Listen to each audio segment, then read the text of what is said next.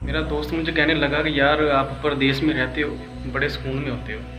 मैंने पूछा वो कैसे?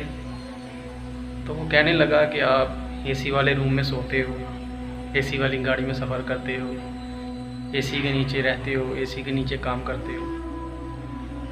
तो मैंने उसे कहा कि ठीक है, हम एसी वाले रूम में सोते हैं। उस एसी वाले रूम में 10-10 बंदों के साथ सोना पड़ता है। उस एसी वाली गाड़ी तक पहुंचने के लिए 5 से 10 साल लगाने पड़ते हैं।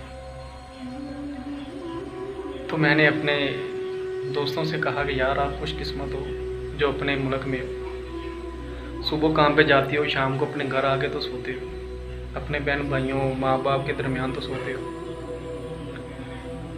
कम से कम तुम लोग खाना तो अपनी बहन के हाथ के पके का खाते हो, अपनी माँ के हाथों का पका खाना तो खाते हो, अपने भाइयों के दरमियान तो रहते हो। लेकिन जो परदेसी होता है ना, तो जो वो परदेश के लिए निकलता है ना, तो सबको मिलके निकलता है। लेकिन जब वो परदेश में आ जाता है तो उसको नहीं पता होता कि जिन लोगों से मिलकर आए थे, क्या वापस अपने मुल्क में जाकर उनको मिलना नसीब भी होता है कि नहीं।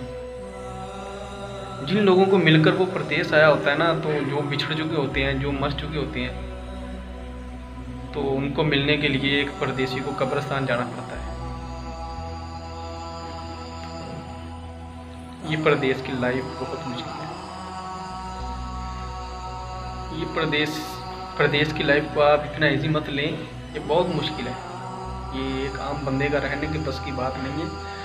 तो ये मेरा अपने हम वतनों के नाम पैगाम है यार, जो भी काम करना है अपने मुल्क में रह के करो। मुश्किल नहीं है, थोड़ा कमा लो, लेकिन अपने माँ बाप बहन भाई रिश्तेदारों के दरमियान तो कम से कम रह के थोड़ा कमा लो, सुकून के साथ खा लो।